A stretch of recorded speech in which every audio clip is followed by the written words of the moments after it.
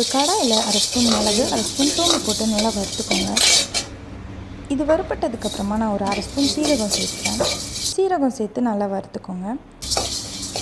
இது வறுத்ததுக்கப்புறமா ஒரு பிளேட்டில் ட்ரான்ஸ்ஃபர் பண்ணி வச்சுக்கோங்க. நெக்ஸ்ட்டு ஒரு 3 ஸ்பூன் துருவின தேங்காய், அப்புறம் இப்போ நம்ம வறுத்து வச்ச ஸ்பைசஸ் எல்லாத்தையும் சேர்த்து நல்லா பேஸ்ட் மாதிரி அரைச்சி வச்சுக்கோங்க. அடுத்து ஒரு குக்கரில் 2 ஸ்பூன் ஆயில் ஊற்றிட்டு ஒரு பெரிய வெங்காயத்தை நான் வந்து கட் பண்ணி வச்சுருக்கேன், அதை சேர்த்துட்டேன். இது நல்லா வதக்கிக்கோங்க.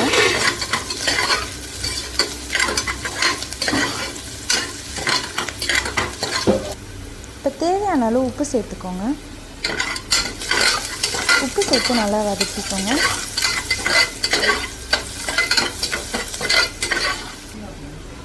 இப்போ இதில் 15 போல் புதினா இலை ஆட் பண்ணிக்கோங்க. புதினா இலை சேர்க்கறதுனால நம்ம குழம்புக்கு நல்ல ஃப்ளேவர் கிடைக்கும். புதினா நல்லா மிக்ஸ் பண்ணதுக்கப்புறமா ஒரு சின்ன சைஸ் தக்காளி கட் பண்ணி வச்சுட்டு அதை ஆட் பண்ணிக்கோங்க. பெரிய தக்காளியாக இருந்துச்சு அப்படின்னா பாதியிலே போதும். இப்போ தக்காளி நல்லா வதங்கட்டும். தக்காளி நல்லா வதங்கினதுக்கப்புறமா 1/2 kg சிக்கன் சேர்த்துக்கோங்க.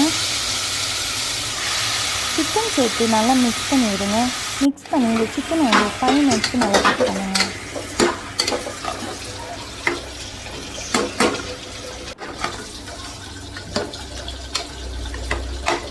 அடுத்து இதில் 1 டேபிள் ஸ்பூன் அளவு இஞ்சி பூண்டு பேஸ்ட் ஆட் பண்ணிக்கோங்க. நல்லா மிக்ஸ் பண்ணி ஒரு 5 மினிட்ஸ் குக் பண்ணதுக்கப்புறமா 3 ஸ்பூன் அளவுக்கு சிக்கன் மசாலா சேர்த்துக்கோங்க. சிக்கன் மசாலா சேர்த்ததுக்கப்புறமா நல்லா மிக்ஸ் பண்ணுங்கள்.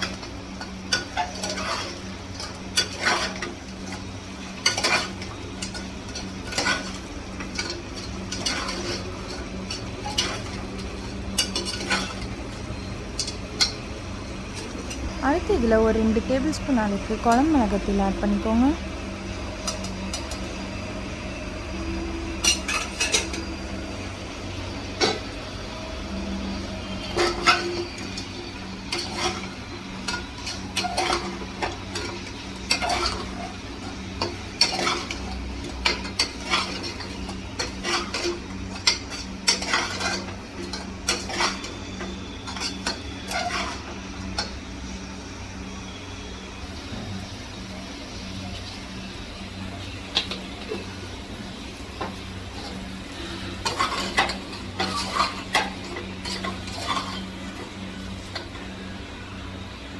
சிக்கன் கூட மசாலா நல்லா கோட் ஆனதுக்கப்புறமா இதில் ஒரு 3 கிளாஸ் அளவுக்கு தண்ணி சேர்த்துக்கோங்க.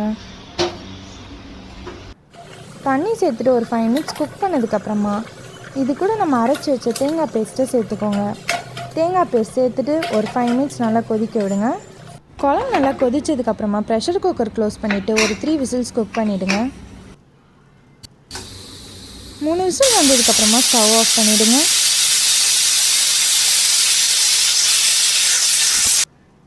நெக்ஸ்ட்டு குழம்பு தாளிக்கிறதுக்கு ஒரு கடாயில் 1 ஸ்பூன் அளவுக்கு எண்ணெய் ஊற்றிக்கோங்க. இப்போ இதில் கொஞ்சமாக கடுகு சேர்த்துக்கோங்க.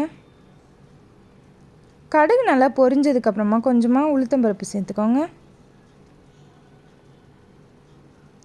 அடுத்து இதில் கொஞ்சமாக கருவேப்பிலை, அப்புறம் ஒரு 3 ஸ்பூன் அளவுக்கு கட் பண்ணி வச்ச வெங்காயம் ஆட் பண்ணிக்கோங்க. ஆட் பண்ணிவிட்டு நல்லா வதக்குங்க. வெங்காயம் நல்லா வதங்கினதுக்கப்புறமா இதை வந்து குழம்பு கூட ஆட் பண்ணிவிடுங்க.